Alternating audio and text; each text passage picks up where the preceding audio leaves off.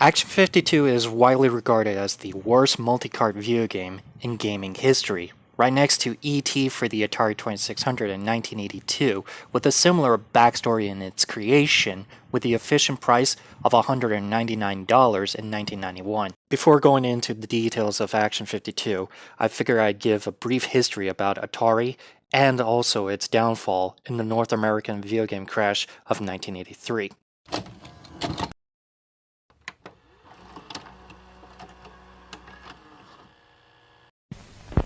Those old reruns keep your family apart. Does your dog fall asleep at the very start? Then turn off the TV.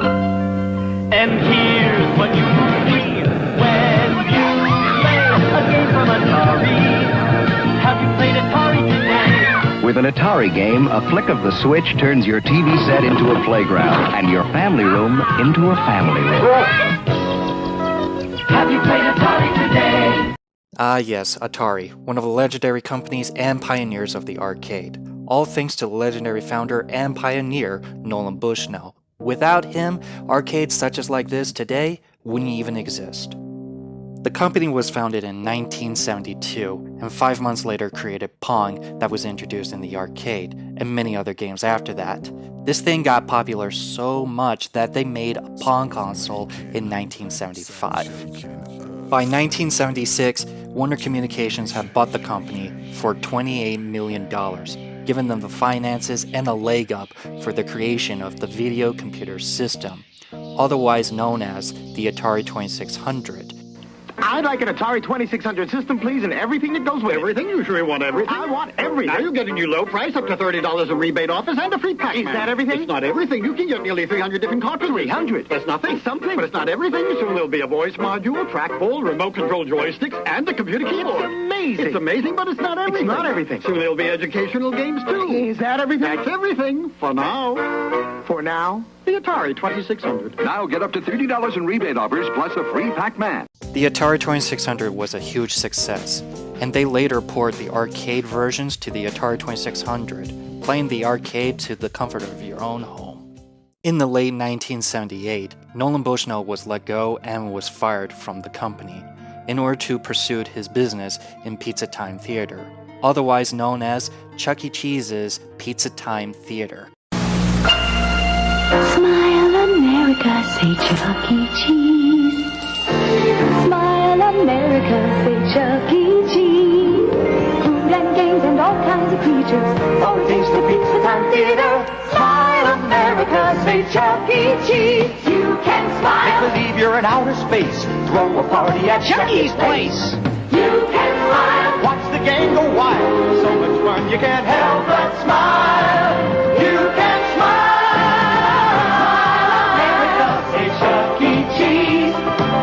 Smile America, say Chuck E. Cheese. Food and games and all kinds of creatures. Always takes the Pizza Time Theater. You can smile America. Smile America. Smile America, say Chuck E. Cheese.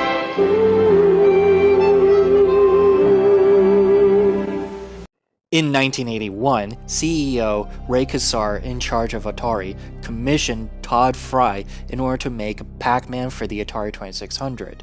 The only problem was that he wasn't given the proper resources or the source code in order to actually make Pac-Man for the Atari 2600.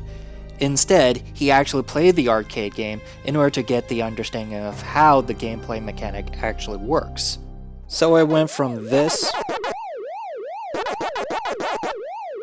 to this. Todd Fry actually did his best of making Pac-Man for the Atari 2600, and he even actually brought it to the board meeting, thinking that he can actually program it more once the meeting has been concluded. Ray Kassar, who was there at the meeting, looked at this game, looked at the calendar, and actually gave this prototype that Todd Fry was working on as a final product. They even went on making 12 million copies, more than they did with their console, which was 10 million. Out of the 12 million copies, they only sold 7 million. It was met with bad reception, and customers wanted a refund because it's not faithful to the arcade, while Todd Fry got patent royalties off of the sales of Pac-Man. Jumping forward, E.T. the Extraterrestrial, directed by Steven Spielberg, came out in June 11, 1982, and was considered to be the box office hit of that year. Warner Communications gave Ray Kassar the green light for E.T. for the Atari 2600, which is commissioned by programmer Howard Scott Warshaw. Unfortunately for him, he was only given about 4 weeks in programming. It was mainly due to Christmas sales event ad, along with their other products, even including Pac-Man for the Atari 2600, including E.T. for the package deal. Hello? Somebody out there?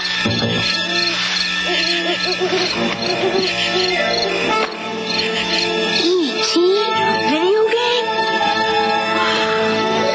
It's the video game that lets you pretend you're E.T., running away from secret agents, falling into danger, finding a phone to call home, and discovering the best thing on earth, a friend. E.T., only from Atari. Once Howard Scott Warshaw finished programming E.T. for the Atari 2600, it would be later dubbed as the worst video game in video gaming history. Rumor has it that there's only about 5 million copies being produced. Atari had lost $500 million at the end of 1983 and had no choice but to sell the company to a man named Jack Tramiel, who took over the company and started liquidating the items of E.T. and Pac-Man for the Atari 2600. Legend has it that he took those cartridges out of the warehouses and just dumped them and buried them in a landfill somewhere in the deserts of New Mexico. 1983 would be known as the North American video game crash of 1983, due to market saturation, poor release sales, and lack of oversight with third-party developers. It was one of the darkest points in video gaming history. Will you be the one to witness the birth of the incredible Nintendo Entertainment System? The one to play with Rob, the extraordinary video robot, batteries not included. He helps you tackle even the toughest challenge. Will you be the first to raise the incredibly accurate Zapper and play games like Duck Hunt or action-packed Hogan's Alley and high-flying Kung Fu, each sold separately? Will you be the one to experience the Nintendo Entertainment System? Comes with Rob, Zapper, Control Deck, 2 controllers, Gyromite, and Duck Hunt. Released in 1985, along with the Sega Master System in 1986, Nintendo and Sega were the powerhouses that put the video game industry back on the market, yet rivalries to each other in the console war. So how did they manage to do all of this? Well, they have 2 things in common: the quality assurance seal of approval and the system's lockout chip. Now, why are those important? Going back before the video game crash of 1983, there's a third-party developer called Activision that made Atari games for the Atari 2600, even though Atari was the one who actually made the console and its games along with. In other words, there was absolutely no licensing back then if the games are good or not, due to its play testing, bug testing, the whole bells and whistles that the games are actually being shipped. That's when Nintendo comes in and actually make for sure that these games are actually play tested before it got its seal of approval. So that's the whole reasons why these games are good.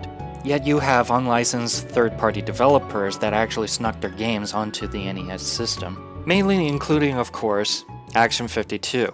It's important to note that Action 52 has one of the strangest backstory in its creation in video game history, involving one man who clearly has zero understanding of how the video game industry works and cares about the quantity rather than just the quality of it.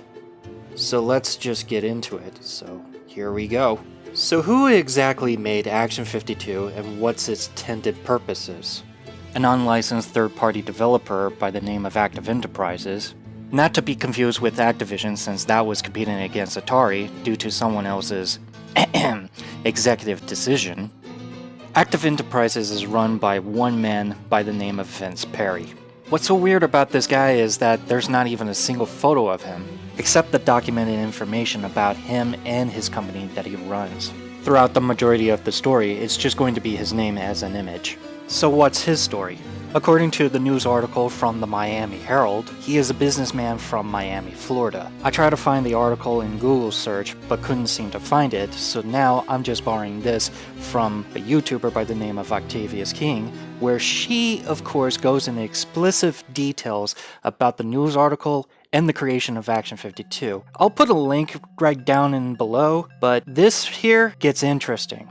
According to the article, he said that he saw his son playing an illegal product made in Taiwan that had 40 games on it. He went on saying the whole neighborhood went crazy over this idea, and said, "I figured I'd do it legally. It's obvious when you see something like that, you know there's something there." Reading from this article, nothing seems out of the ordinary at first, until he mentions about the 40 games in one. This right here is going to be important later. In 1991, Vince Perry meets Mario Gonzalez, who was working at the recording studio in Miami, Florida, as a sound engineer. He overheard Perry talking to the owner of the studio about creating a video game much similar to the one that his son was playing. Gonzalez informed Perry that he and his friends, Javier Perez and Albert Hernandez, were into making video games. Perry was intrigued, but he wanted to see a demonstration. Mario Gonzalez obliged to his request. He assembled his colleagues and made a Tetris clone. He and his team actually assembled this on the Amiga machine, and once that was done, Perry presented it to the investors. And surprisingly, it was a success. Mario Gonzalez and his team actually got the job. Perry had put his developer team in an NES training course development kit for only 1 week.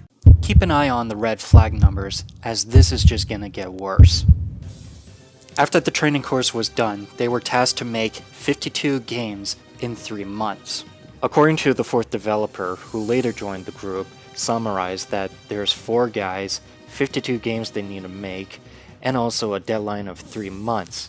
No pressure. By looking at these numbers, this is already a failure from the start. I wanted to take a moment and just talk about Vince Perry and also the company that he works at. Well, it is true that he is a businessman from Miami, Florida, but seeing his kid playing multiple games on a cartridge is pretty much the source of inspiration for Action 52 alone. Trouble is, he doesn't even know how to program it, let alone of course coding it. Why not have somebody else do the job for him, since he's the creative genius to actually of course come up with Action 52? The only problem thing is that hiring somebody else who has a lot more experience, as in professionals, would cost a lot of money and a lot of hours and the whole shebang. How about hiring someone else cheaply? And this is where Mario Gonzalez and his team actually comes in, along with the fourth developer who later joins the party. What's weird is that these 3 are just college students who want to learn how to make video games. Vince Perry had acquired an old recording studio that is located somewhere in Miami, Florida. It is also their base of operation to make 52 games in the next 3 months. I forgot to mention that Vince Perry is also a big dreamer, and you're about to see why. Getting back to the story, Mario Gonzalez recounted his experience while working there, that he was the one who actually came up with these game titles while his colleagues were programming.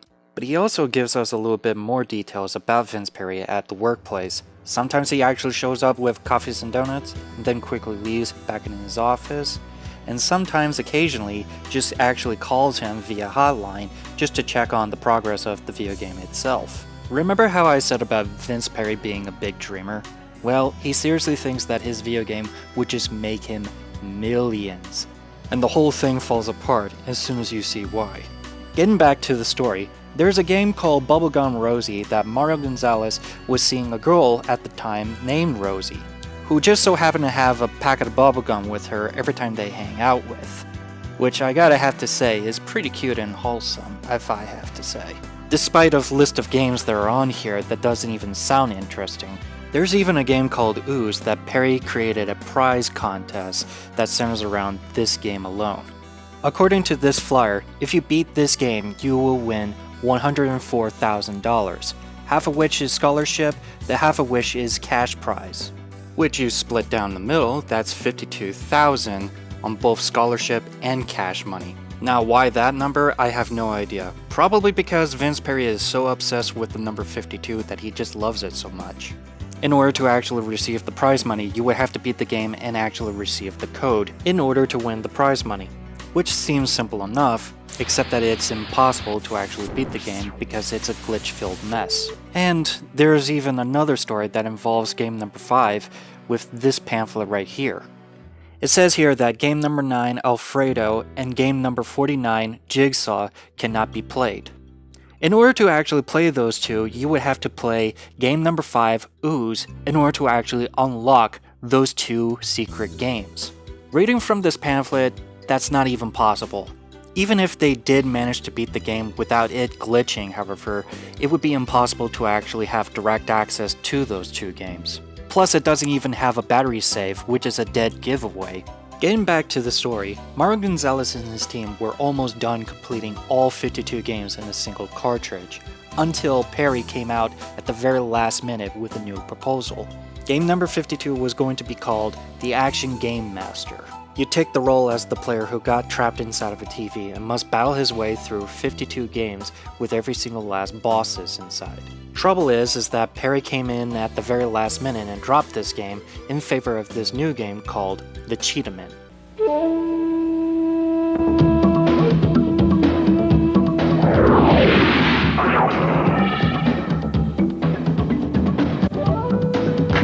I say, dear chaps, shouldn't you go on a diet? Are you talking to me? Maybe if these guys would make these holes bigger, I could fit easier, know what I'm saying? Hey, man, I'll help you out. No, Aries, no.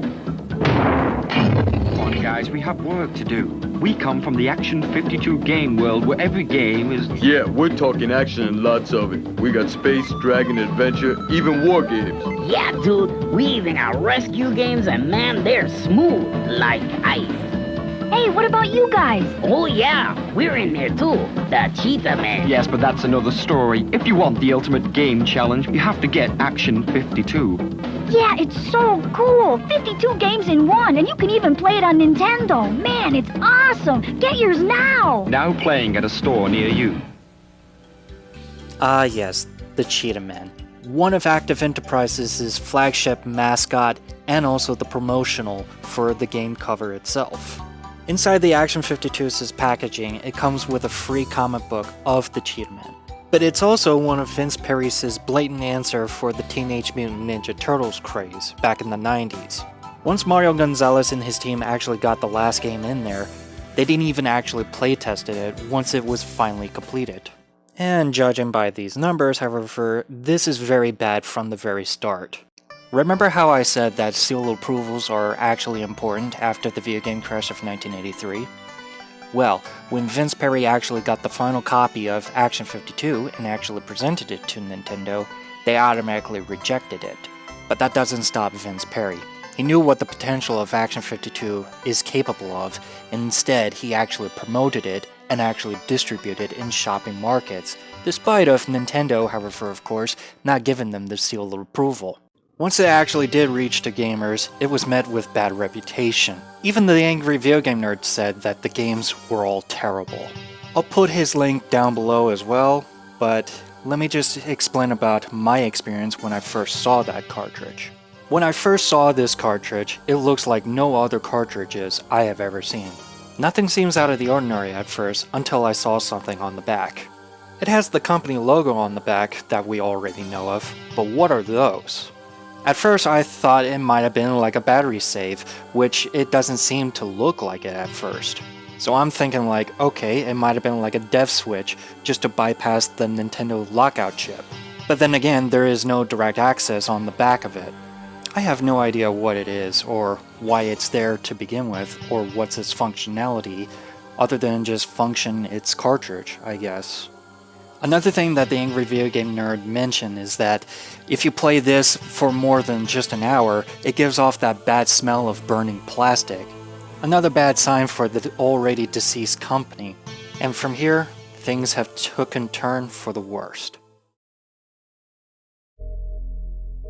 Action 52 went down as the worst multi-card video game in video gaming history, and while Active Enterprises later became a case study example of what not to do in the video game industry when Mario Gonzalez and his colleagues shared their stories. Before I close this case file, I want to explain fewer things about Vince Perry and what his plans were. Remember how Vince Perry said that his son was playing at 40 games in one? Well, as it turns out, it doesn't even exist. People did mention about the 42 games in one. What they found in the catalog may seem surprising. and it's called the Supervisions 52-in-1, which sounds familiar. Well, that's because Action 52 is a copy-paste version of Supervisions 52-in-1. The only major difference is that Action 52 has 52 original games versus the Supervisions 52 has all NES and Famicom versions. Even the highlighted cursors are the same. In 1993, Active Enterprises released Action 52 on the Sega Genesis.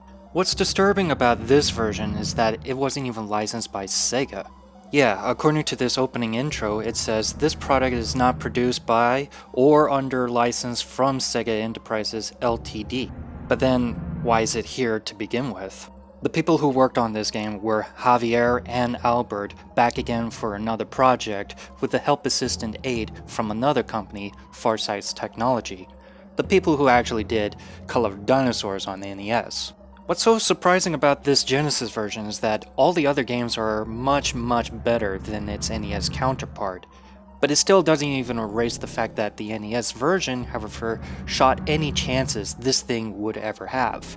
What really perplexes me is game number 51, called First Game. You're not gonna believe me when I say this, well, it's Pong. Yeah, remember how I said Atari first started in 1972 and then 5 months later made Pong as an arcade cabinet?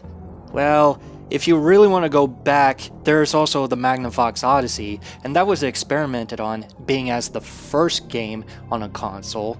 And if you really want to go back, there's a radar dish equipment that was actually in the college where they first experimented as a game. But seeing Pong on Genesis just really blows my mind.